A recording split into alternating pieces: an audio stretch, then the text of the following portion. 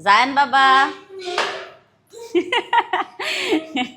তুমি অনেক সুন্দর তো দাও ডিগবাজিটা। চলো বসো। আব্বা আমরা তুমি কি দিয়ে খাবা এখন? এই পড়ে গেছে রে, বিসমিল্লাহ। আচ্ছা আব্বা শুনো, এখানে হলো বড় মাছের মাথা আছে। তাই? আচ্ছা, এটা তুমি খেতে পারবা? শিওর? পাপা সহ? হ্যাঁ অনেক বড়। পাপা সহ শেয়ার করো।